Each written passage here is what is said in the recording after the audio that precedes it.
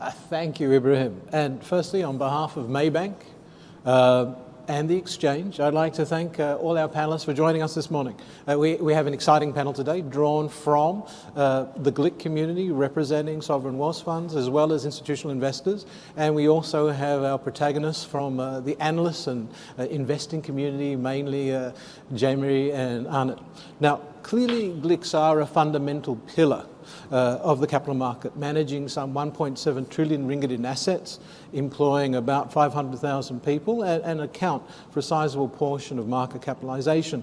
Now, I think as we look into, and you've seen in your briefcase on the website, you can now have a look at the booklet on Pakukku, but clearly it is about sharpening the mandate of sovereign wealth funds versus institutional investing. Now, clearly, GLICs can be grouped in two groups, sovereign wealth funds and institutional investors, and we want, and the drive behind Pakukku, as you will see and read, is to drive clarity in the public domain between two. So clearly, sovereign wealth funds have a distinct mandate, but collectively to drive socio-economic development and provision of fiscal needs over a longer term horizon, and also being custodians of national assets, while institutional investors' core role and core mandate is to meet their risk-free or risk-return mandates for their contributors, and while playing a complementary role to national development. Now, perhaps to kick it off, if I could pose this question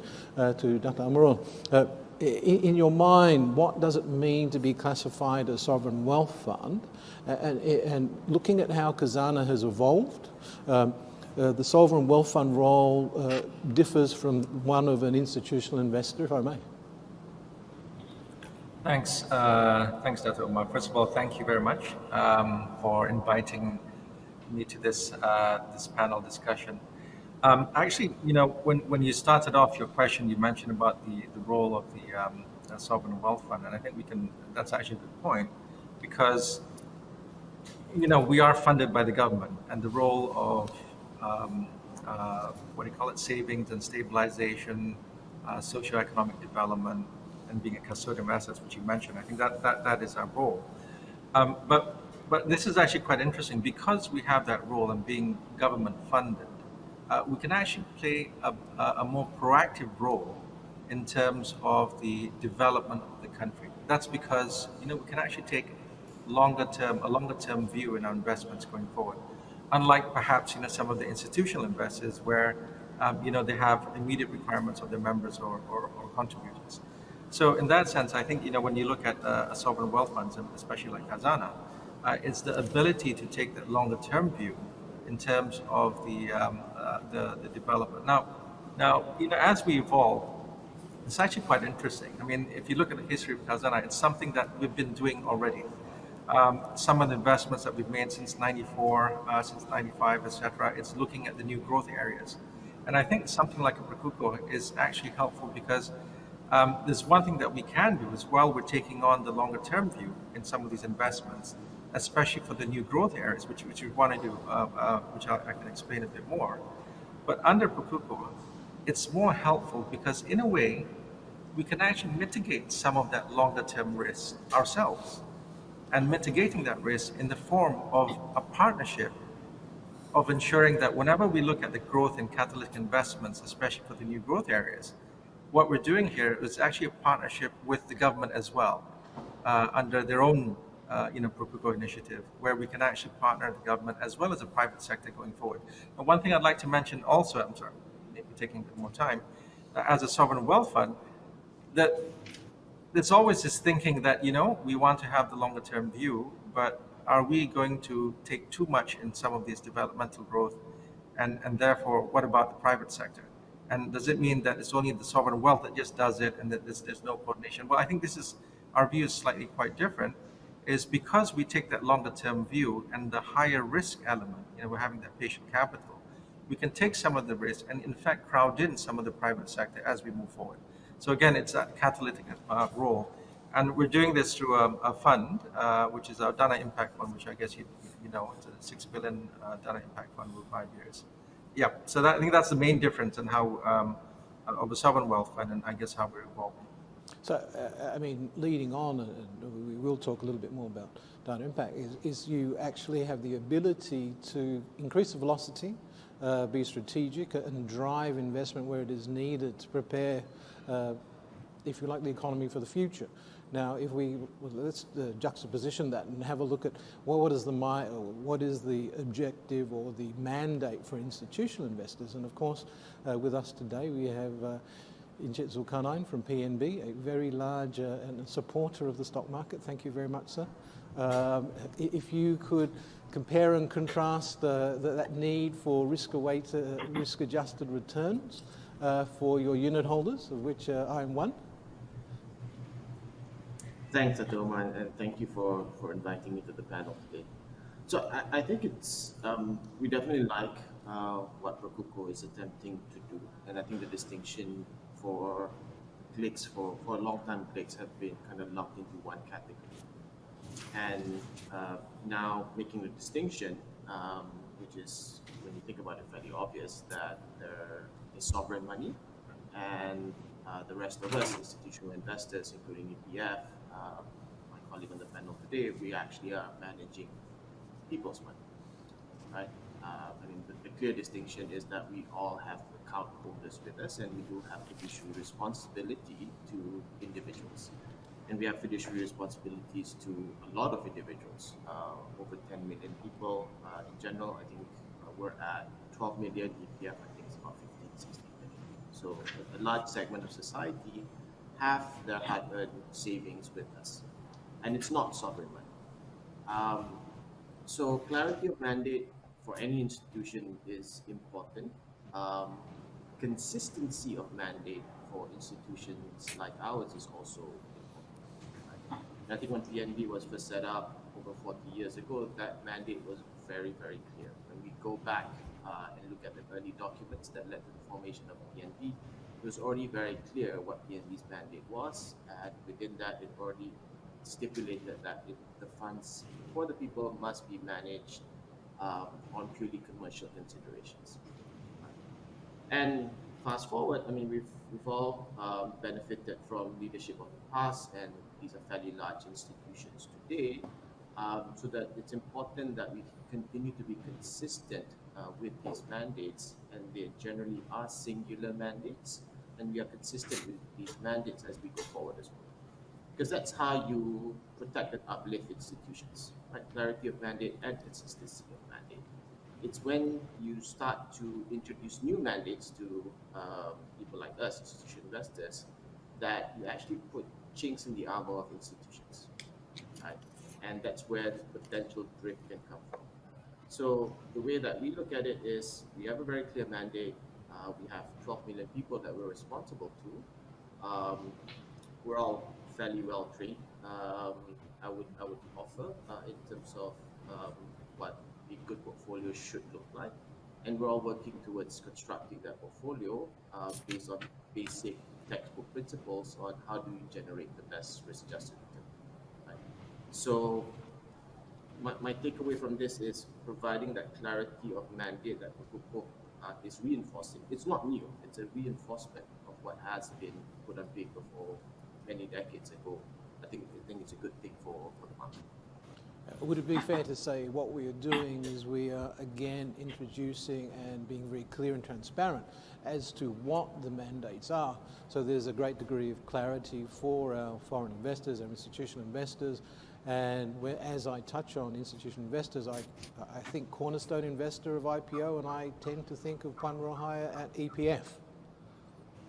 And I think yes, as an institutional investor, so clearly there's always been, how can institutional investors contribute, or what would be the role contributing to the national agenda as we redefine that relationship in the public domain, and the synergistic benefits to that core mandate of risk-adjusted returns for unit holders?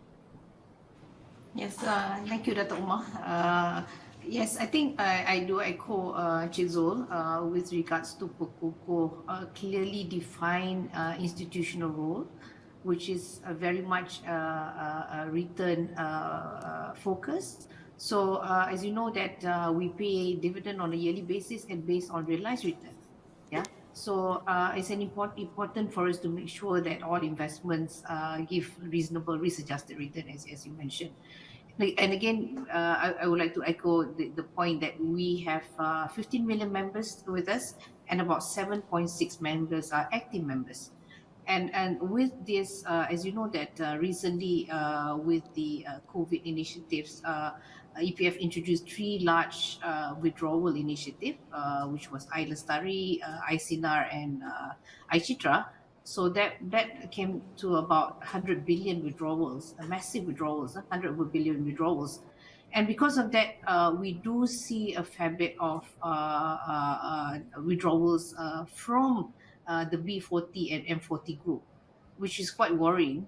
Just to give you some statistics today, about 6.1 million members have now got saving less than 10,000. And from there, about 3.6 million is near zero in their savings accounts. So that's alarming, actually. And that is actually may lead to retirement crisis at some point when they are due for retirement. So I think it's important for us to ensure that we are able to give a good return, a reasonable return to replenish back their savings. And obviously, growing the economy, going through the recovery stage is important for people to get back to jobs and continue to save in their EPF. So that's an important element for us today.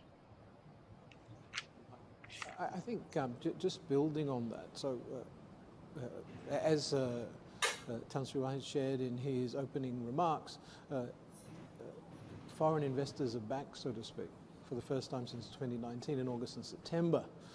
And wearing that hat, perhaps let's have a look at the context of Kuku. And if I could actually pose a question to you, Jerry. What do you see as the main barriers for international investors to invest in the new growth sectors for our economy, bearing in mind we have a vision of being carbon neutral as early as 2050, and we do need significant investments in that space? Well, I think I'd echo what Encik Zul and Puan Rohaya have mentioned before. The two words, I suppose, for the main key elements for foreign direct investment, but to some extent to portfolio investment as well, and that is a clarity and consistency. There right now seems to be more money roaming the world looking for a home that's offering a decent return than there has ever been before. I think we have the central banks of the developed world to thank for that, and whether you like it or not, that is a fact. But I do think that in order to invest in Malaysia, there has to be some government support and clear indication that the government policy will remain unchanged over the longer term. I remember when I first came to Malaysia, Malaysia had offered various incentives for multinational electronics companies to set up in Malaysia, and it was a massive success. I didn't realize it was going to be such a success at the time in the late 80s, before most of our audience was born. But there was even a film about it, Disclosure. I think Demi Moore was cited in Penang at one stage. But that was a huge success, and it's gathered momentum and has been a massive success with the private sector participation and foreign direct investment. I would say conditions are extremely favorable at the moment. I'd say that in terms of portfolio investment, foreign investors are almost out of the Malaysian market. Of course, there has been a small improvement, as pointed out by the Prime Minister and by Tan Sri Wahid, that there's been net buying in August and September in Malaysia of something like 2 billion ringgit. But that's really just at the cusp, just the edge of what can happen. And we live in an exponential age when things suddenly move very fast. I think conditions are really pretty good. And if you look at Malaysia, we have a rule of law. There are clear property rules of ownership. We have, I think, an excellent infrastructure. I was told that we weren't going to have water, but actually water's been returned already here in Petaling Jaya. I don't know about you in Kuala Lumpur. We have an educated workforce that speaks English. We have, I think you need clarity of capital movement as well. And we still have the remnants of capital controls here, but certainly there's been a great deal of liberalization. But that's another key factor, that the government has to be accommodative to money coming in and coming out. And that is the case at the moment. We understand that, after the Asian financial crisis, a sudden exodus of foreign investment, which then was excessive foreign investment, can damage. But I think we have to have clear rules about that. And basically the confidence of policy stability, that what the current government announces as the rules for foreign direct investment aren't going to change. And that's, I think, where we have a bit of a problem at the moment. There's some uncertainty about whether companies are willing to commit areas of their business into Malaysia and be able to keep their staff or senior staff employed in Malaysia, visa clarity, etc. That's something that I think Perkuko addresses, but I think there needs to be a concerted effort for people to go out from Malaysia and actively to market it. Just building on that. So the theme is, picking up on your key things, is liquidity in the world economy. Malaysia is a destination we should be in, and we should be proud of the opportunities we have here. And we need to communicate that broader and engage to, as you use the term, the cusp of the investment. Is in your mind greater clarity and coordination between various elements of the government to get that message out? Is that's what you believe foreign investors are looking for? I mean, not you believe. Yeah, I think that's what the money's there. Definitely the money's there, but we've had a lot of different policies and economic growth triangles and special economic zones, etc., some of which have been successful, some of which have not been successful.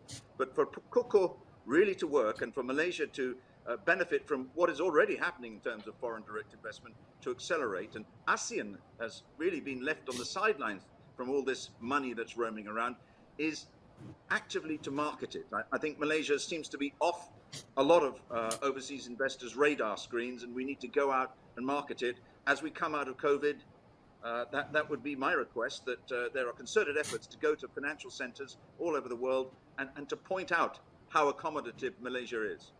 Well, thank you for that feedback, Jerry. And I think we at the Exchange take that on board, and my colleagues at Maybank will also take that on board, because we have a role to play in facilitating that. I see a wry grin on Dato Amirul's face as we mentioned that. But I think the key thing, clearly, you can see in the Koko envisages establishing a new growth ecosystem council, which would coordinate and begin to address some of those points that you raised. But more importantly, we need to communicate that to the wider world and investing public to make sure that Malaysia is on the investment map. Because clearly, from our perspective, and being selfish as the Exchange and a component of the capital market, we want to see new growth entities come through and eventually seek capital on our exchange, if not the world exchange, and secondary listings and the like. Now, if perhaps looking at, there's always been this thorny question of strategic asset, golden shares around that case, and unfortunately we only have one representative of Sovereign Wealth Fund today, Amirul, and I really would like to pose this question. Strategic assets and how are they involved in the Malaysian context. So many years ago we had the nationalisation of Tenaga, Telecom, floating of these national, I should say. And in your mind, how is that going forward? So I presume that question's from me, right? It yes. the only sovereign wealth fund. Well, no, actually, that's a very, very good question.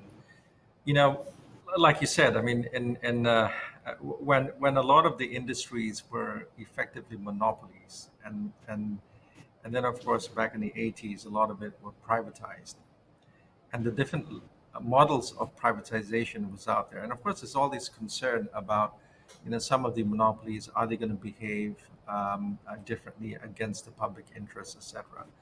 So as a result of that, you might say that various different mechanisms were in place in order to ensure public interest, and of course, some of it is also national interest as well.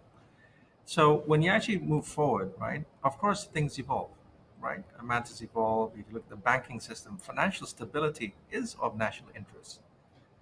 But how that is governed, of course, is via the central bank. You basically have regulations, right? And I think over time also, you might say that certain things are strategic. They are of national interest, but how you govern them is different. But also over time, the definition of what is strategic could also change. I mean, one of our board members keep on telling me this. And in the old days in towns, and this is perhaps where you used to live, Jerry, is the castles were strategic back in the day. Of course, today castles are museums, right? What's so strategic about castles? And so again, over time, things evolve over time. And I think under this initiative, Perkuko, it's actually quite timely that we take stock and really understand what is of national interest and what it is, and the maturity of the market, the maturity of the industry, whether or not some of these interests needs to be done via shareholder ownership, or whether it can be done via a regulatory system, and not only taking stock of what we have, but also putting in place where we constantly review that. So that's actually quite helpful, for sovereign wealth funds for me, because we're taking an opportunity to, for the government to really define that as a framework going forward on what is strategic and what is not. Thanks, Dato. I think just building on that, at Bursa, there's always been a lot of talk about GLCs, PLCs, but actually we only think about PLCs. Once you're listed, you're listed. The rules are the same. And I think, Anand, you've been very patient, waiting, and so I'd like to pose a question to you. Now, in our mind at the exchange, we do not differentiate. Same obligations for a GLC as a PLC, and we don't use the term GLC anymore. We only talk about PLCs, and as Yang Mohammad, Minister of Finance, Datuk Seri Utama, Tunku Zafrul just shared, we're embarking on a PLC transformation, which is we have some 940 entities on the exchange, and we want them to improve and be better. And we just look at the shareholding is the shareholding, but what is important is the directors and the management of those entities, and they're the people we'll be engaging, as well as the shareholders. Now, Anand, how do private or international investors perceive government involvement in business, particularly with the golden share or large, something that's very close to our heart. The exchange is we're very much driven by liquidity, and so where you have large holding large stakes in major companies. Yeah, thank you for the question, Dr. Umar. I think this GLC PLC perception, this split, has been the reality for Malaysia for decades. And certain programs like the GLC transformation program has sort of reinforced that sort of split in the minds of investors. When they look at Malaysia, they say, is that a GLC or is that a PLC? And as a sell-side analyst, I've had to deal with those kind of questions and differentiations for decades. But to set some context, I think the painful reality is that broad investor interest in GLCs has been declining for a long time. Yeah, both among domestic as well as foreign institutional investors. And there are two key reasons for this. One is, despite the GLC transformation program, we continue to see sustained wide operating performance gaps between GLCs and their privately owned peers in multiple sectors. Yeah, so there's always a choice for investors. Do I go with the GLC in, say, banks or telcos, or do I go with a privately owned company? And they tend to gravitate to the latter because of better operating metrics. The other driver of this shift away from GLCs for investors is that growth drivers have changed. There's a global shift now away from asset-driven value creation, where GLCs have always had an advantage because their asset bases are extremely attractive. But what's driving growth now globally, and will have to be the case for Malaysia as well, is technology, is knowledge, is more the intangibles. And GLCs, unfortunately, are not well positioned for that from what we can see. And those considerations, unfortunately, are echoed by foreign investors. Foreign investors are much more cynical, as you would expect, much more unforgiving. They always say, capital markets are not the place for advancing political or social agendas. It's very costly, very inefficient. Governments should just focus on policy and regulation, and leave the business of business to the private sector. They do it faster, they do it better, they do it cheaper. Now, this is just feedback, so don't shoot the messenger. And as mentioned, the performance gap there between GLCs and non-GLCs, that has sort of entrenched the perception that government ownership equates to strategic inertia, uninspiring management, and poor returns on capital. I think I mentioned don't shoot the messenger. I'll say that again. So I think for the Perkuko initiative, I'm actually very positive about it. I like the policy document. I think it provides a lot of hope for positive transformation. But I think, to me, and how I would approach investors with it is to really talk about the underlying message, which I think is the implicit recognition in that document that Malaysia can no longer afford to subsidize or offset domestic policy inefficiencies and leakages by leveraging on external drivers. Yeah, Perkuko is totally internally driven. We can no longer depend on trade and globalization to add value to the Malaysian economy. It has to come from within us. And I think Perkuko is a very potent admission of that new reality. And so, if we execute well, it could be extremely positive for the market and for the country. Thanks, Anand. If I may, building on that, clearly Perkuko is it's a statement of intent, and we need to work together. But more importantly, we need to show that we are serious about adopting and changing and evolving our economy. We talk about Industrial Revolution 4.0. We're now talking about carbon neutrality in 2050. There will be new jobs, new opportunities, and we need to walk the talk, if you like. And as I touched on carbon neutrality, clearly ESG is a theme of Perkuko, and we at the Exchange are advocates. We see Malaysia as a trading nation, and if we do not, particularly of intermediate goods, and if we do not take advantage of supply chain disruption that we're seeing all around us and insert ourselves into it with green product or sustainable products, we will miss an opportunity for growth and, if you like, the transition of our economy into a green economy. Now, to give that a little bit more context, perhaps, Jerry, if I could reach out to yourself and looking at the mandates that you currently have and the feedback you have from foreign investing community, ESG, it's clearly a mega trend, and I believe it is important to the market generally, and one would assume it is important to GLICs as well. Yes, I think it is, and I think the GLICs and Malaysia has been quite proactive in adopting ESG practices. And, since time immemorial, when you're managing other people's money, it's very easy to become rather blasé and take greater risks than you might with your own money, and that's been pointed out by Adam Smith in the 18th century, and I'm sure before then. So that's about governance, really. But what has changed since the 90s, really, is that there is a threat to our climate. There's an environmental challenge that we've got, and I remember in the 90s, I think it was, this posh English guy called Sir Ranulph Fiennes went up to the North Pole and actually sort of gave concrete evidence that the world is warming, and that if we continued along this line, we won't really have much of a habitable environment for the next generation.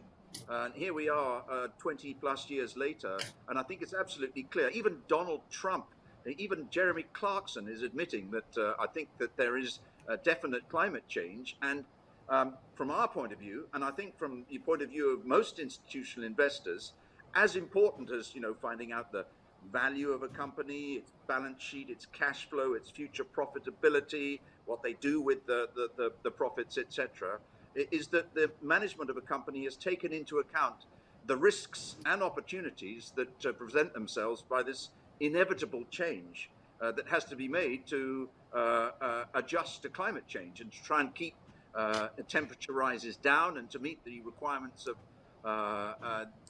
the PRI. And of course, we've got in November in Glasgow, I think, the next COP meeting in which they will inevitably come out with greater commitment, greater funding towards adjusting towards climate change. So, when I was a kid, I worked on farms and we'd burn the stubble after we'd done the harvest, etc., creating massive sort of smoke flames everywhere. Everybody had fires at home. Those days, I'm afraid, are gone. And we have to make adjustments. And if a company doesn't take these factors into account, they will be left stranded. There are huge adjustments to be made and the huge opportunities that will arise from the environmental changes that are happening. Similarly, we've all been buffeted here in Malaysia with accusations of modern slavery and trafficking, etc. This is something that has changed massively. Slavery isn't just sending 4-year-old kids up to sweet chimneys in Victorian times. It's a lot more than that now, and you have to be sensitive to it. Like it or not, it's here. And it's something that I think Malaysia and the institutional investors in Malaysia have been very proactive in adjusting to. Thanks, Jerry. If building on that theme, Puan Rohaya and the exchange of myself, we've been talking a lot about standardization of disclosure. And clearly, Pukoko is going to drive that as well, because at the end of the day, what is not measured or disclosed does not happen. That is a truism. So if I may pose to you, Puan Rohaya, I know EPF has been a signee of the Principles of Responsible Investing, PRI, since 2019 and is actively adopting ESG practices. So how do you see a unified ESG standard benefiting all GLICs or benefiting our market? Okay, yes. So Pukoko has came up with Initiative 11, which is addressing sustainable investing. So they are collaborating with the IIC, which I chair at this point in time. And I think that's very important to address this standardization. So we have to drive these coordinated efforts among the GLICs on disclosure of minimum standards, and setting baseline standards is very important. Creating country reference standards. I think in the UK that's already being implemented. So I think why we believe that this is very important is, of course, we need to see quality and timely of disclosure by companies. We want to avoid investing companies to put lots of resources but disclosing irrelevant ESG information. And at the same time, we would like to see improved inconsistency and comparability. So greater uniformity will help GLICs to better assess the ESG performance of company. And obviously, it should increase effectiveness in terms of managing ESG risks in portfolio companies with better coordination across GLICs. So this is very important, actually, to have this standardization. Perhaps, Bursa or authorities could make, for example, mandatory standards by adopting TCFD, for example, so that can actually have companies, quickly get into standardization with the help of authorities. No, I think a gentle nudge to be a catalyst for change will be forthcoming. We do have work we've engaging the public and PLCs for feedback in that space, and we'll be taking that forward. So thank you, Puan Rohaya, for that feedback again. Moving on, we've talked about the environment, we've talked about the social piece, which we've touched on. I think governance also moves the dial, if I may. And I'd like to pose a question to Anand. I mean, what does strengthening GLIC governance sort of structures translate to in a wider national context in your mind? Yeah, I mean, governance, extremely important. I mean, when we look at ESG and institutional investors' consideration of ESG in Asia context, G or governance is by far the biggest consideration still. Yes, E and S are increasingly important, but if you don't get your G right, pretty much nothing else really matters for these investors. I think in the local context, in the GLC governance context, definitely, we do see a lot of progress in terms of the infrastructure and the frameworks for good governance. But it's a little bit like just that saying on justice, except maybe a little bit the other way around. Governance must not just be seen to be done, but it must actually be done. Yeah, so we have a lot of good infrastructure, pages and pages in annual reports talking about governance, high-profile appointments, independent board members.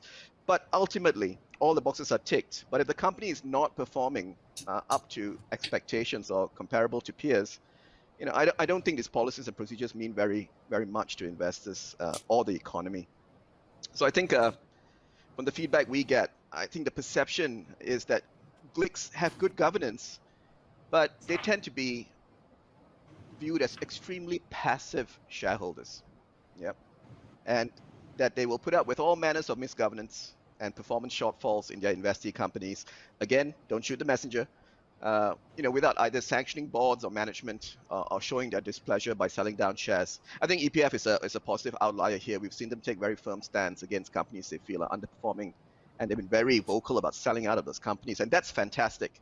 I think that's what, if you really want to make strides in governance perception of GLICs, the most impactful way, I think, is to embrace activism, embrace transparency, no more having a quiet word behind closed doors. Markets have no appreciation for that, and it does nothing for investor confidence. So I think the sustainability agenda is a good way into that change in culture. As Jerry mentioned, PRI, an explicit requirement for PRI signatories like Khazanah, QAP, EPF, is that they need to be active owners, and they need to incorporate ESG issues into their ownership policies and procedures. So that should be the bridge, I think, for this cultural change and to show the market that, we will be more activist. So clearly, in your mind, the ESG alpha is very real. We can Absolutely. We can target companies and we can shift that dial and earn an abnormal return, for want of a better term. Now, if I may, I'd like to ask Zulqarnain a quick question as we're starting. I'm getting the little messages to wrap up and move on to Q&A from our audience. Why, in your mind, why is it important to show GLIC practice as best in class in governance? But I think we have answered that question a little bit, but I'd like to hear your perspective on it. Sure. So I have a lot of agreement and sympathy for what Anand is saying. I think Malaysia's done quite well on corporate governance over the past 23 years or so, since the Asian financial crisis, right? I think those of us who remember what governance was like then, we've made great strides. We don't have big blow-ups anymore, etc. So we've gone from what I would classify as subpar to par. And box-ticking exercises do have a place in terms of getting the right basic constructs of what a board of a company should look like, etc. Independent directors and the like, and committees on remuneration, nomination, etc. Right? But I think governance shouldn't stop just there. Governance is not just about ticking the boxes. Governance is actually about making sure that boards in particular and the relationship between boards and management. And don't forget, what is driving this is the classic principal-agent problem, which all of us have learned from for over 50, 60 years. Right? All public companies have an issue with principal-agent problems. That's a classic agency problem that all of us deal with. And the standards for governance, it should now be about, is the board nimble and agile enough to steward the company towards a strategy where there is continuous generation of shareholder value, and less so about holding on to the past or to holding on to status quo. And this is a difficult problem to unlock. So how do you do this? I think a few things, and I'll just jump around. I think we talked a little bit about the golden shares. I think PNB is very glad to see that this is part of the work track on the Pokoko to review what golden shares, the relevance of golden shares, and what rights and obligations that golden share should hold as we move forward, right? Because it does contradict the principle of one share, one vote. Number two, I think institutional investors like ourselves can definitely do more, and we can. One of the things that we could do is surrounding transparency of our voting. So we have plans to make our voting records transparent to the public, so that you can search on a microsite how we voted at all general meetings. And to also start disclosing as well specific engagements that we have with company about big strategic issues, whether it's surrounding core business strategy or also surrounding transition strategies when we talk about sustainability. Because I think generally there's agreement now, as Dr. Omar put it just now, there's alpha from transition and adopting sustainability. And to touch on what Anand said, it shouldn't be in the back room fully. I think there's a sequence on how to do this, but I think institutional investors should also take cue that they have a responsibility, or we have a responsibility to start disclosing as well our own positions on this one, right? And make it publicly available and make it open for debate. Fully supportive.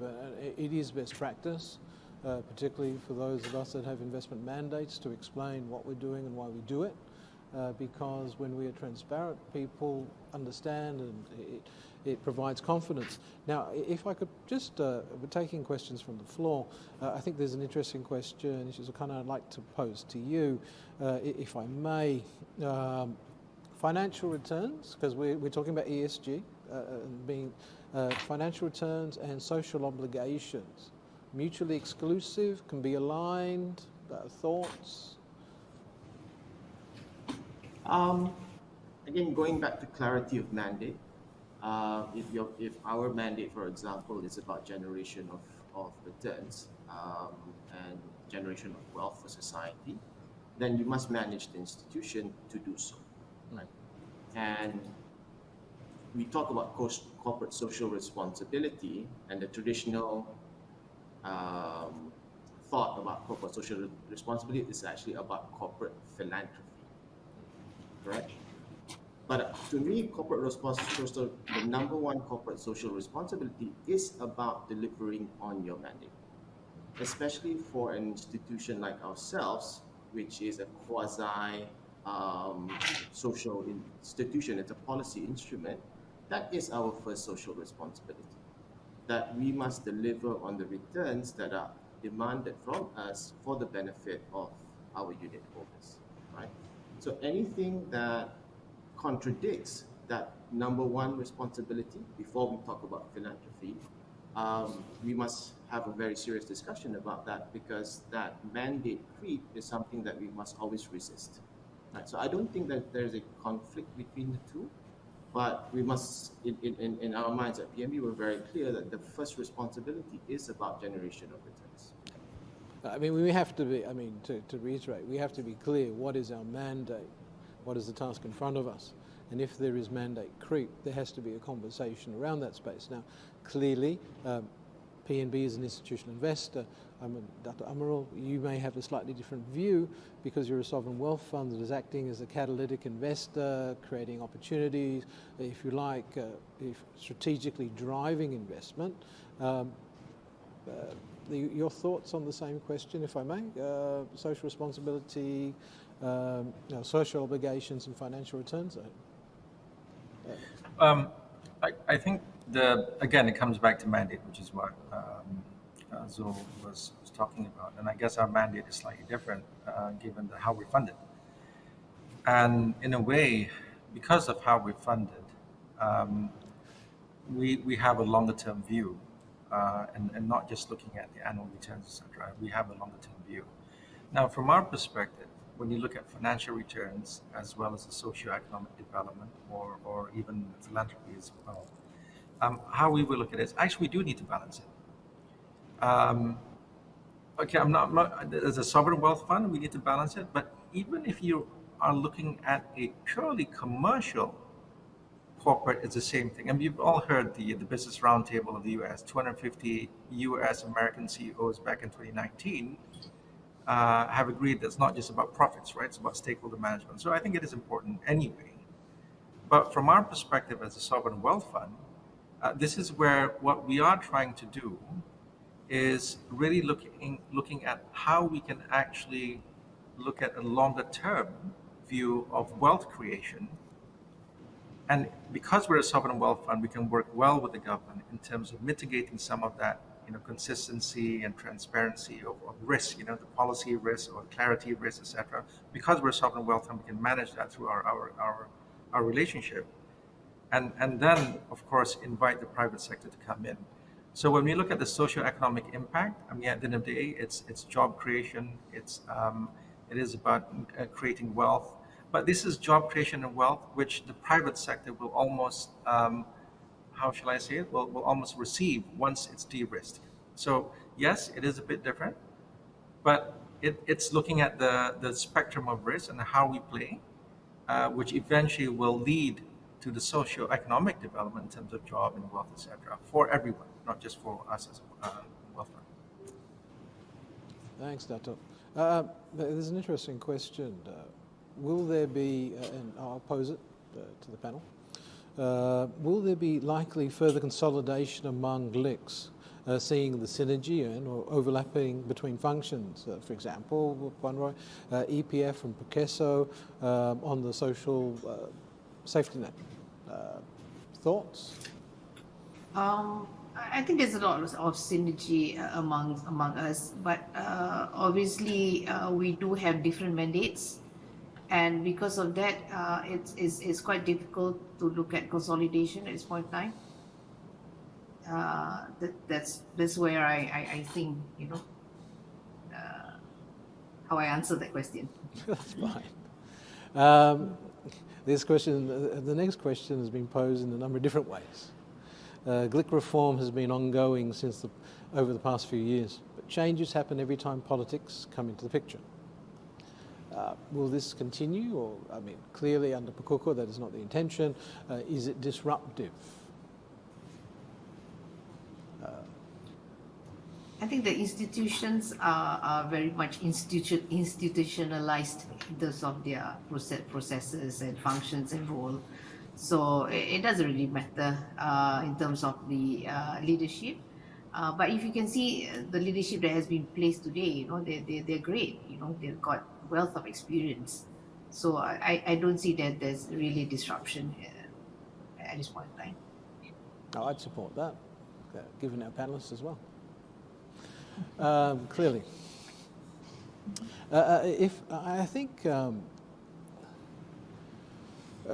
So Pakoko provides clarity. It's giving a call to action. We have a council that will draw us together. But I think if I could perhaps pose a question, perhaps to Dato Amirul, given Khazanah's mandate, what do you see as an immediate challenge or an opportunity that ESG presents to you as you survey your investment portfolio? What resonates? What would allow you to play a multiplier effect to then provide assets for my institutional investors? Okay. Opportunities. Now, I think there's two parts to it, and it's one is existing investments, and the other would be what we look at in terms of opportunities. And I think your question relates to some of the opportunities as a result of ESG. And when you look at it for existing investments, there's been a huge shift of capital away from companies which are deemed to be perhaps not ESG friendly today. But if if you are somebody like us, for example, it's an opportunity, because if you actually put in a very clear transition plan, then you're likely going to have a value creation as a result of that. So in other words, they may not be there today, but if you put a clear transition plan, and actually a demonstration that it will continue to happen, either managing the carbon footprint, or whatever they have in the plan. And if that's clear and it's actionable and you see results, then hopefully what we can see is more value created. People will come back, and therefore that's an opportunity. The other aspect of it is, I guess this is where we look at new areas, and when you look at the opportunities in which ESG has when it comes to efficiency of use of energy, productivity. We talked about mechanizing, etc. Looking at assisting in terms of human rights of labor forces, how we can actually try to address that. I mean, right now, the technology and digital technology give us this huge advantage today in order to tackle some of these ESG issues. So again, by having that as an opportunity, it's worth looking at. It's worth looking at the ones where we can actually make a difference through the people that are investing in technologies in this area. So again, that's the other way area to do it. Could I just say something, actually, Dato Umar? Most certainly. Well, it's not directly related in general to what we've been talking about, but I mean, one thing that Khazanah has done, and that they have been setting up, I think, the formation of the equivalent of the British National Trust. I think there's a 55-acre site just behind Tugu Negara that is now open to the public as the nature reserve. You've probably seen around Mont Kiara, there's a site there. I don't think Khazanah are involved in that, but there is a huge increasing demand for Malaysians to have places to get out and see nature. And God has been good to Malaysia in the provision of all these beautiful reserves. And I know that one aim that Khazanah had was to try and keep the spine of the peninsula forestry intact in order to allow wildlife to survive. So it's not that related, but it's something that Khazanah has done really well so far, and I hope they continue. And will continue. I think, Jerry, since you've been on, a lot of what we've been talking about has been capital market shares equity. And there is a question posed from the floor around debt market, the green dividend for bonds. Perhaps, I mean, clearly, are we going to see indulgences for green capital in banks that can then translate into benefit for fixed income holders? Jerry, maybe perhaps if you'd be kind enough to comment on that. I'll do my best. I am an equity dinosaur, having sort of been born and brought up on equities. Fear not, Jerry, we have a very strong fixed income person to the left of you on the screen. All right, okay. Well, maybe I'm just a dinosaur, but certainly, it's difficult to get returns at the moment from fixed income markets simply because world interest rates are a reflection of the liquidity that's awash and the demand for returns everywhere. So I think over the longer term, investing in green projects with the green bonds will tend to give you a good long-term return. And there is a general drift. I remember 15 years ago, there was a drift in asset markets towards passive investing and exchange-traded funds, and everybody started to concentrate on the big, liquid, large float stocks in every country. In the same way, I think there will be a continued higher demand for those projects that have a proper measurable outcome in improving the environment. And green bonds are a key development and a key part of this that I think will ensure that returns from green bonds will be superior over the longer term, which is what Khazanah particularly, but also PNB, EPF, and other institutional investors, QAP, are looking for. Puan Rohaya, since I alluded to my friend in the fixed income space from our days in Maybank.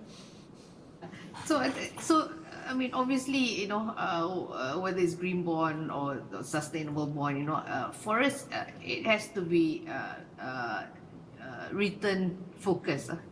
I mean, that is very clear because our mandate is very clear that whatever it is, you have to get, risk return from those investment. But I think what is lacking today is the differentiation in terms of companies with high ESGs relative to the poor ESG, in terms of when they go to the market, there has to be differentiation. For example, in terms of pricing. So hence, you reward people that's got good ESG, good governance with a better pricing when they go to market, relative to those that has got poor ESG practices in the company. So I think the differentiation is not clear today. So I think over time maybe we can see that coming in from probably the likes of Maybank and all that to come and sort of develop or come up with these kind of structures to the market. If I may, it's more of an evolution as disclosure becomes better, points of differentiation become clearer. It is easier for fixed income managers to reward companies who practice sustainable practices, particularly as mandates evolve, if I may, panelists. Now, this is a question that has come from the floor, and we receive it. It's feedback we receive from institutional investors. In fact, it's feedback we receive from the Institutional Investors Council. We saw in recent years politicians being appointed to the board of GLCs. Let's call them PLCs because we don't think in terms of GLCs anymore. Now, of course, Anand has a large grin on his face and he gets the difficult questions. Now, clearly, our philosophy is nomination and remuneration committees have an obligation to find the right candidates. It's in the listing rules. But if you like, a take from foreign investors, institutional investors generally, Anand. Yeah, I guess I'd be stating the obvious to say they wouldn't be very impressed with moves like that. It's things like that, political appointees to boards that create this impression that GLC governance and management standards are beholden or heavily influenced by those of the government itself.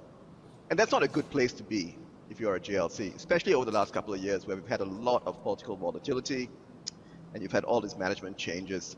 So I really can't see the positive side of that dynamic, and I don't think many investors would have a positive view on that either. If I may, Zulqarnain, same question, thoughts? No, I think similarly, I touched upon the golden shares. So a lot of the appointments have been for golden shares. I think we should have a review of the relevancy of golden shares in today's capital markets. I like Dato Faisal's analogy earlier of Scottish castles. Was strategic, no longer.